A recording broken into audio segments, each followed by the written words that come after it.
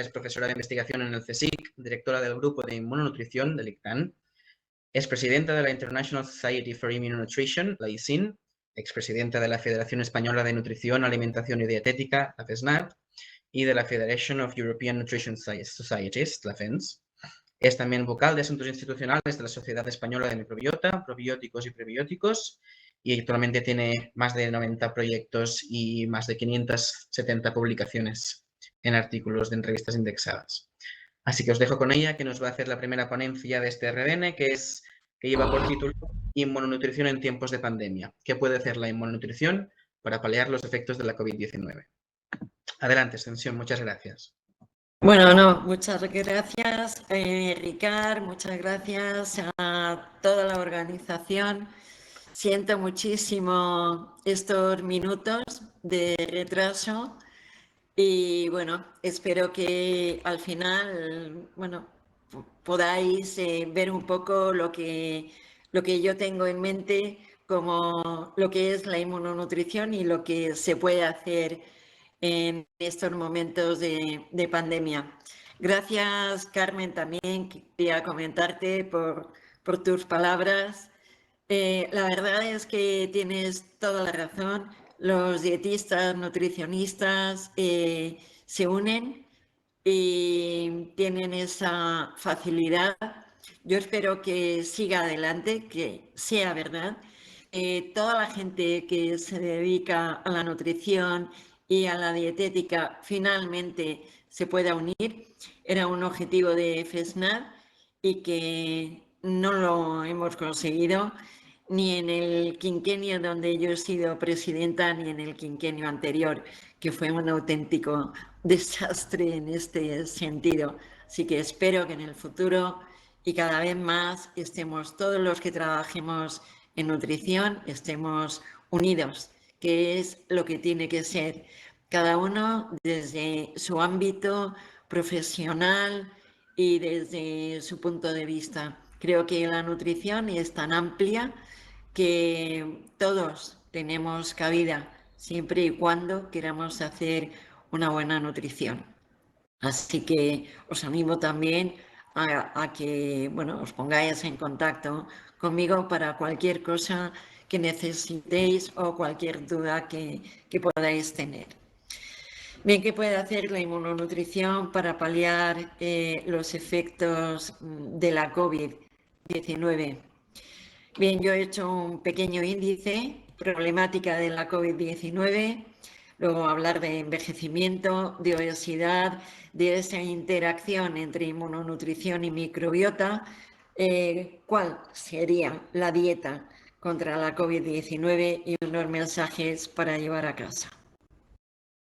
En principio, en cuanto a la problemática de la COVID-19, pues bien, todos lo sabéis, el confinamiento nos ha llevado a un estrés muy importante que nos ha hecho cambiar pues, los hábitos alimentarios, cambiar nuestro estilo de vida en muchos sentidos. Bueno, la actividad física ha sufrido a veces con un mayor sedentarismo del que deberíamos. Hemos tenido problemas también de sueño, alteraciones también por la gestión emocional, el estado anímico y de la personalidad que se han visto tremendamente afectados. Y bueno, se ha producido lógicamente una alteración de nuestro sistema inmunitario, aunque no hayamos estado contagiados. Y esa alteración también ha producido un cambio en nuestra microbiota intestinal. A todo esto se le llama alteración psiconeuroinmunológica y de estilo de vida. Bien, además, la COVID-19 no deja de ser un fallo multiorgánico, tanto en el sistema respiratorio, sistema cardiovascular, urinario, sistema locomotor. ¿Cuánta gente no ha estado en el hospital y ha visto que sus músculos y huesos pues estaban débiles, no funcionaban apropiadamente y han tenido que bueno, pues que tener terapias muy importantes. El sistema digestivo, por supuesto, ha estado muy afectado y algunos todavía lo tienen afectados después de un tiempo con la COVID. Problemas a nivel cutáneo, muchísimos, y desde luego el sistema nervioso que interacciona tremendamente con el intestino, pues también ha estado y está muy afectado en estas condiciones. El envejecimiento. ¿Por qué hablamos de envejecimiento? Pues porque nos hemos encontrado que en la COVID-19 hay un mayor riesgo por la edad, todos lo hemos visto, pero además ese riesgo está aumentado por el sexo, determinando más problema en hombres que en mujeres. ¿Y por qué? Bueno, existe un fenómeno de inmunosenescencia que significa que nuestro sistema inmune está envejeciendo a medida que pasan los años. A mayor edad, nuestro sistema inmune funciona peor, hay más susceptibilidad a las infecciones, mayor gravedad de las mismas. La eficacia de las vacunas puede ser más baja también y bueno, pues hay una mayor incidencia de tumores. Todo esto, si lo unimos a ese concepto de inflammaging, es decir, hay mayor riesgo de enfermedades inflamatorias por ese aumento de la edad, pues todo esto da lugar a una mayor morbilidad y mortalidad. Si además tenemos obesidad, un estilo de vida no apropiado, más infecciones que podamos tener, agentes contaminantes, bueno, pues el riesgo es muchísimo mayor. Hay además una serie de efectos fisiológicos de la desnutrición y la deshidratación. Normalmente nos encontramos con... perdón, porque esto ha pasado más de la cuenta, no sé por qué. Bien, hay un fallo físico generalizado, hay un rendimiento cognitivo con dolor de cabeza, delirium, que está francamente afectado, la función gastrointestinal, la función renal, la función cardíaca, la piel, enfermedades crónicas. Bien, todo esto además viene en unas condiciones que, bueno, no son fisiológicas, son fisiopatológicas por un problema de desnutrición y de deshidratación, que es lo que nos encontramos en nuestros mayores muy a menudo. Bien, luego tenemos un grave problema hoy en día que es la obesidad. Hay mayor riesgo en personas obesas y a tener la COVID-19 y además ese riesgo es mayor en hombres que en mujeres. De hecho, se ha visto que se pueden contagiar más, que la evolución y el pronóstico es muchísimo peor que si la persona tiene normopeso. De hecho, se ha visto en varias publicaciones que los sujetos obesos en general necesitan más frecuentemente cuidados intensivos y ventilación mecánica invasiva. Más o menos un 70% de los individuos obesos con COVID-19 tienen este grave problema. Y de hecho es que la obesidad se ha definido como un proceso de envejecimiento. Así que no es extraño ver que en obesidad existe esa especie de inmunosenescencia. El sistema inmune está mucho más envejecido de lo que debería estar de acuerdo con la edad. Y aquí tenemos un grave problema que deberíamos solucionar. Bien, lógicamente la obesidad lleva a más enfermedades asociadas. Aquí tenéis unas cuantas: síndrome metabólico, diabetes tipo 2, distintos tipos de cáncer, enfermedad de hígado graso no alcohólico, que desgraciadamente cada vez lo estamos viendo más a menudo, enfermedades neurodegenerativas, enfermedad inflamatoria intestinal, aterosclerosis, enfermedades autoinmunes. De hecho, la fibromialgia, la esclerosis múltiple está aumentando muchísimo su incidencia, el asma.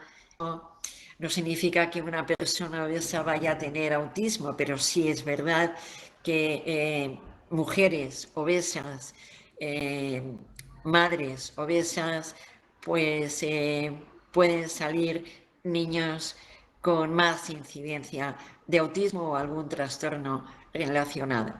Y desde luego lo que está muy claro es que la incidencia de infecciones y alergias es mucho más alta en obesos, y estas infecciones y alergias son de mayor entidad que en condiciones de normopeso. Todo ello, como veis, procesos inflamatorios. Son enfermedades no transmisibles. Enfermedades no transmisibles que están muy ligadas a la microbiota, al comportamiento de la microbiota. De hecho, se ha visto que más o menos hay un 70% de enfermedades no transmisibles. Y de hecho, el consumo de una dieta inadecuada y la falta de un estilo de vida saludable van a estar relacionados con la prevalencia de estas enfermedades, que son muy numerosas y que desde luego repercuten de forma muy importante en el gasto sanitario. Hay factores de riesgo de enfermedades no transmisibles que los tenemos que tener siempre en cuenta. Son el sedentarismo, la obesidad, el consumo excesivo el consumo excesivo en general de tabaco, el consumo excesivo de alcohol. Por supuesto, no podemos dejar de hablar de esas noches sin poder dormir adecuadamente, con una cantidad de sueño muy, muy breve, y todos los desórdenes psicológicos que puede llevar a cabo todo ese comportamiento, sin contar además con una mala alimentación, un consumo exagerado de azúcar, de sal, de ácidos grasos saturados. Bien, todo esto lleva finalmente a algún tipo de enfermedad no transmisible. De hecho, estamos viendo que el número de niños y adolescentes de edades comprendidas entre 5 y 19 años que presentan obesidad se ha multiplicado por 10 en el mundo en los 4 últimos decenios. Y según el Imperial College de Londres y la OMS, si se mantiene esta tendencia actual, al año que viene habrá más población infantil y adolescente con obesidad que con insuficiencia ponderal moderada o grave.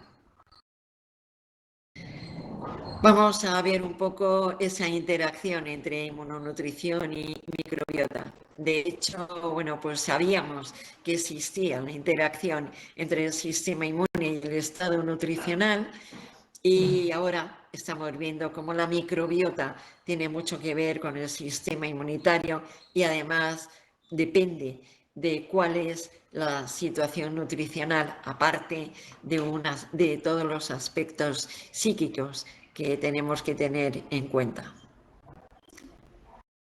Mira, hay una serie de factores relevantes para interpretar los resultados derivados de los estudios relacionados con el microbioma. Y ahí tenemos que hablar de la edad, del género, también de la genética, lógicamente, de una microbiota basal que tenemos dependiendo de nuestras condiciones, de nuestros primeros 1000 días de vida, y desde luego tenemos que hablar de una interacción entre la microbiota intestinal y el cerebro. Depende de todo ello, pues tendremos gente que puede responder bien ante una intervención o gente que son malos respondedores.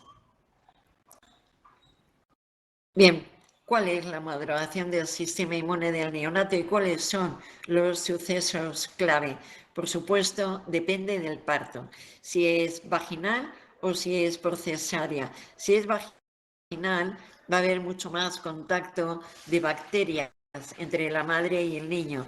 Si es por cesárea, al principio es mucho más limpio, pero eso no es una buena noticia, ni mucho menos. Es muy importante que exista una exposición bacteriana desde el principio. Es como alimentar al niño para que su microbiota sea más importante. De hecho, se ha visto cuando el parto es por cesárea, la incidencia de rinitis alérgica, asma o enfermedad celíaca es más alta. Depende también, por supuesto, de la lactancia materna, de los contactos que tiene el niño con la piel, no solo con la madre, el padre, sino con toda la familia y toda la gente que pueda tener alrededor. Todo ello va a dar lugar a una colonización bacteriana intestinal muy importante que finalmente a la maduración del intestino del neonato.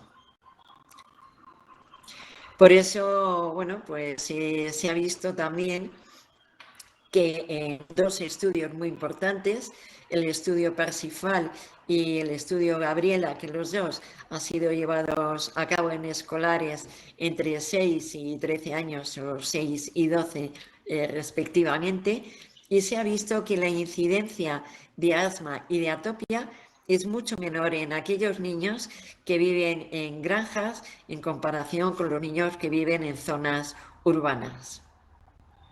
Y esto, pues, sencillamente debido a que el contacto que tienen con distintos microorganismos es mucho más alto en los niños que que viven en granjas en comparación con los niños que viven en zonas urbanas.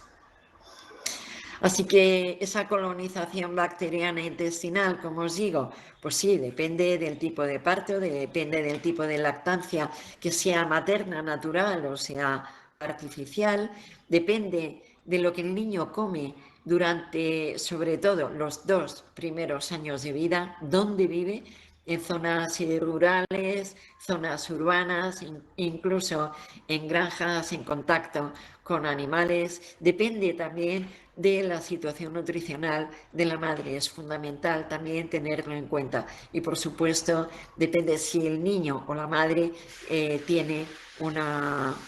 está con un tratamiento con medicamentos. De cualquier manera, decimos que el niño cuanto más sucio, mejor, porque antes va a madurar su sistema inmune. Determinantes de estilo de vida que afectan la microbiota, pues todos los que os acabo de decir: la dieta, el comportamiento alimentario, fluctuaciones ponderales, el sedentarismo, la actividad física, ese consumo de alcohol o de tabaco, cantidad y calidad del sueño y, por supuesto, uno de los más importantes, que es el estrés, porque va a incidir en todos los demás factores. ¿Cuál sería la dieta contra la COVID-19? Bueno, lo primero es prevenir. Una dieta alta en grasa y baja en carbohidratos, pues vamos a tener un mal pronóstico, porque baja el volumen de heces, baja también la cantidad de ácidos grasos de cadena corta, como el butírico, y bajan también las bifidobacterias. Si lo que tenemos es una dieta alta en carbohidratos y fibra, pero baja en grasa, pues el resultado es contrario. Más volumen de heces, más cantidad de ácidos grasos de cadena corta, más bifidobacterias, lo que finalmente genera que se mantenga mejor el peso y el tejido adiposo. Las dietas altas en proteína y bajas en carbohidratos y fibra, que normalmente se utilizan para pérdida de peso, pueden reducir los niveles de ácidos grasos de cadena corta. Y esto no es bueno, porque descienden los metabolitos protectores del cáncer y, de hecho, aumentan las concentraciones de aquellos metabolitos que son de riesgo. Por eso estas dietas pueden incrementar el riesgo de enfermedades del colon.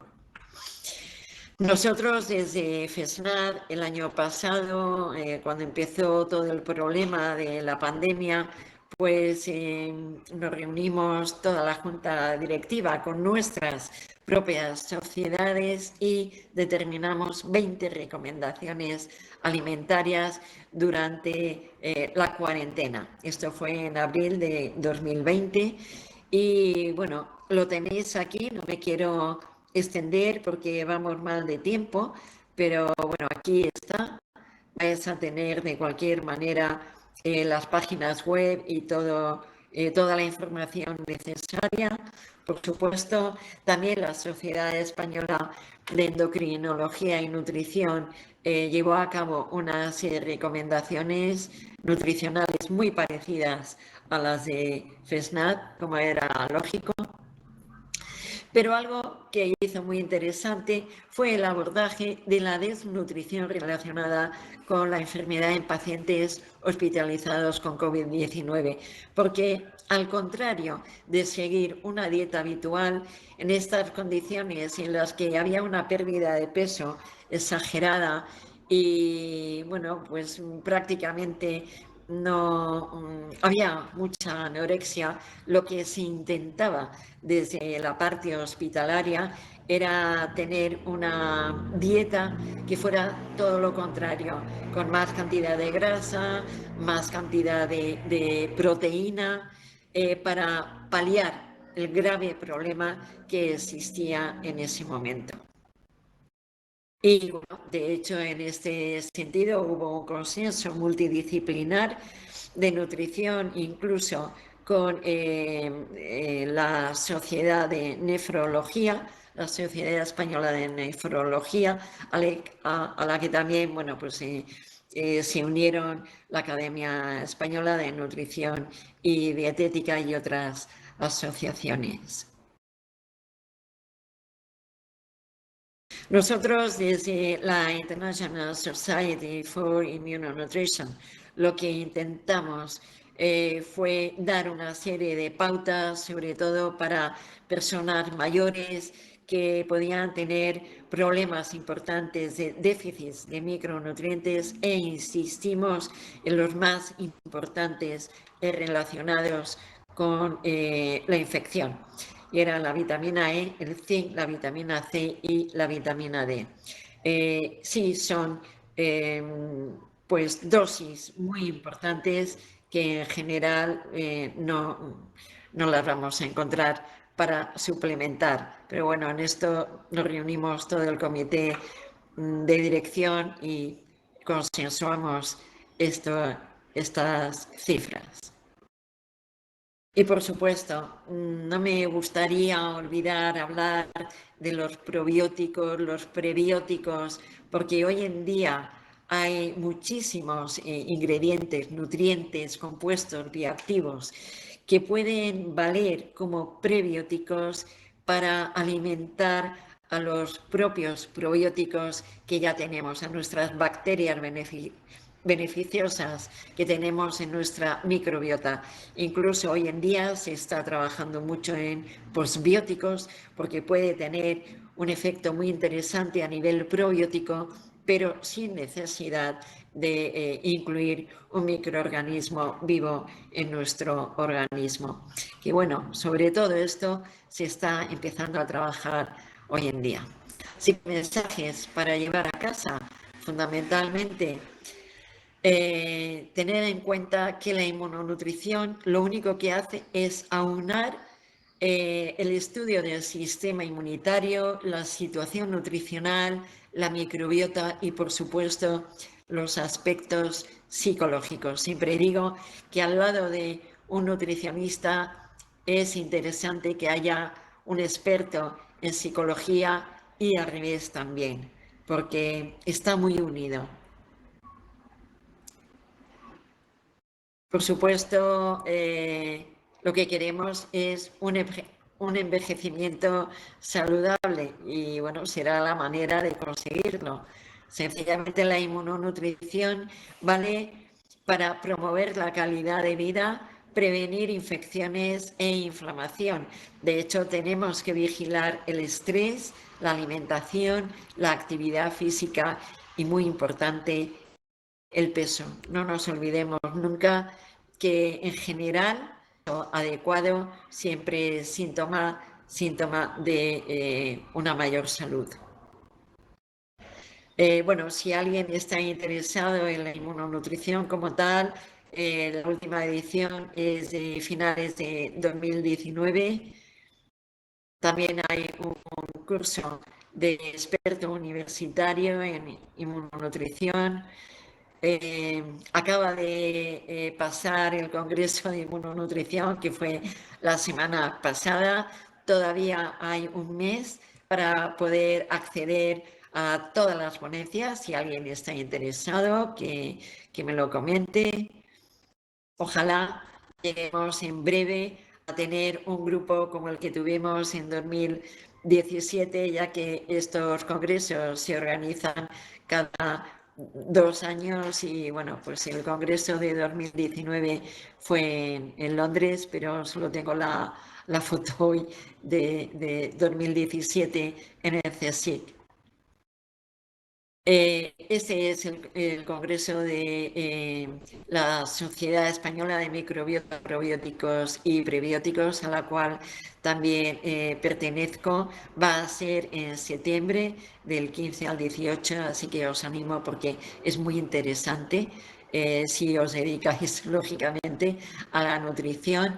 Hay un máster también en microbiota, probióticos y prebióticos de la Universidad Europea, así como otro dedicado a trastornos del comportamiento alimentario y la obesidad, por si le interesa a alguien. Creo que la formación es muy importante y son años de formación para llegar a ser expertos, un poquito expertos en nutrición. Es una asignatura tremendamente amplia.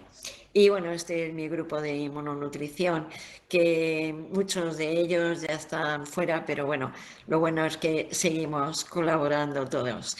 Y nada más, muchísimas gracias y siento haber empezado tarde, pero bueno, estas plataformas nuevas, que por cierto tienen muy buena pinta, pues a veces en el directo da algún susto. Nada más. Abierta vuestras preguntas. Muchas gracias, Ascensión. Una super ponencia muy interesante. Muchísimas gracias. Si ahora hay alguien que tenga alguna pregunta, estaría bien pues que o abrís el micro o que la pudiera escribir por el chat público que tenemos por aquí debajo, como veáis. ¿Queréis? Podéis interactuar directamente con vuestro micro y así os oímos y Ascensión os puede responder directamente. Perfecto, sí, sí.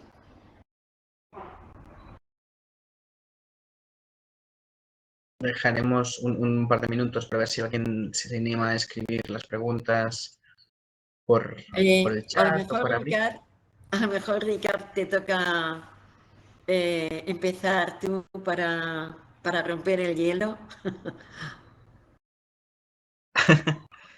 Sí, sí. ¿Qué dicen? Ah, no. Sí, claro. Tú bueno, claro, desde la Sociedad Internacional de Inmunonutrición, supongo que habéis visto la situación en otros países también. ¿Cómo crees que estamos aquí en España respecto al resto del mundo en el tema de, pues bueno, el papel de los nutricionistas en todo este tema de la COVID? ¿Cómo lo ves? Pues mira, No sé si... hay varios estudios indicando la cantidad de cambios alimentarios que ha habido de estilo de vida. Pero nosotros tenemos una cosa muy importante en España y es nuestra dieta mediterránea. Es algo que no debemos olvidar desde ningún punto de vista y creo que aquí nos deben de tener envidia. La expectativa de vida que teníamos en mayores era la más. importante junto con los japoneses. Hoy en día no sé cómo estará el tema, porque hemos tenido una gran debacle en este sentido, pero tenemos que seguir normas de la dieta mediterránea en cuanto a variada, en cuanto a equilibrada y en cuanto a moderación.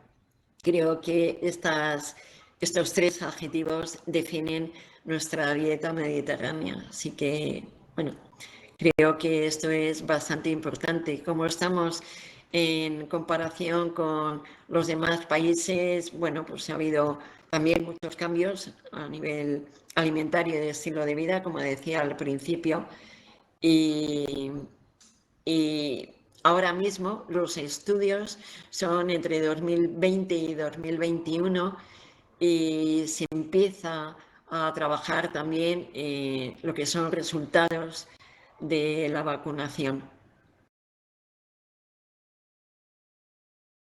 Vale, muy bien, muchas gracias. O sea que realmente dentro de lo mal que podemos estar, aún en comparación al resto del mundo, a este nivel podemos estar un poco contentos.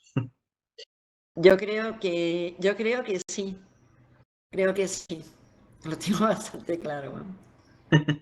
Mari Carmen, veo que tiene la mano levantada. No sé si quiere comentar alguna cosa. Si quieres, abre el micro, Mari Carmen. Sí, ya. ¿Me oyes, no? Supongo. Sí, Sí, perfecto. perfecto. Bueno, yo primero felicitarte, Ascensión, porque has resumido en poco tiempo un montón de temas importantísimos y además al orden del día de la nutrición, ¿no? Completamente de acuerdo también en la necesidad, ¿no?, de seguir impulsando la dieta mediterránea. Lo que pasa que yo no sé si tienes algún dato, pero me temo que no hay... Que la dieta mediterránea, o sea, está clarísimo que es un factor de protección frente a las enfermedades crónicas no transmisibles, pero en el caso de la COVID no nos ha ayudado especialmente, ¿no? O sea, no sé si hay algún dato en el que se refleje que en los países o los entornos donde se sigue la dieta mediterránea ha habido menos incidencia, a pesar de Claro. que en principio tiene una serie de elementos que sobre el papel los estamos dando como positivos, no como beneficiosos, incluso frente a la infección.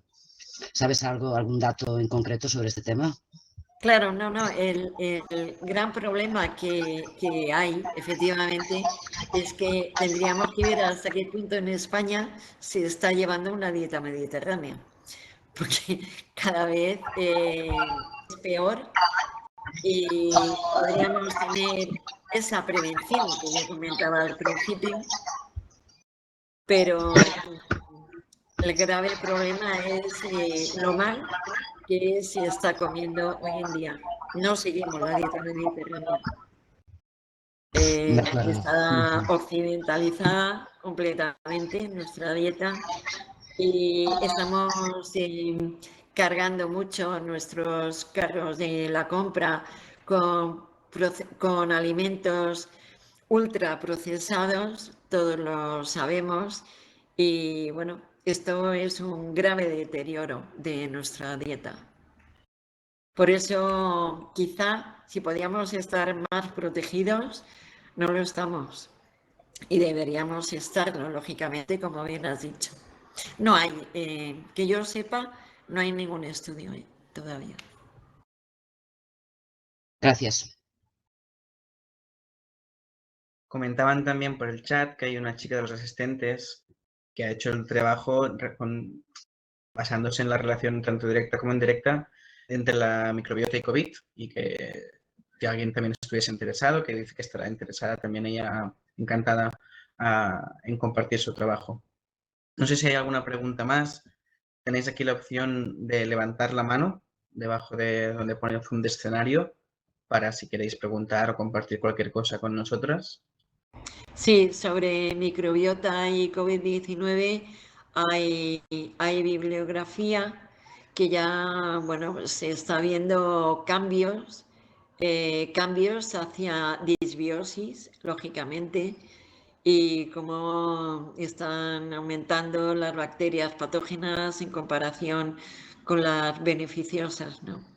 Sí, y todo esto también repercute mucho las enfermedades no transmisibles que pueda tener la persona que se ha infectado por el virus. Y por eso también es cierto que el pronóstico de la COVID-19 en ese grupo de población que tengan enfermedades no transmisibles es mucho peor.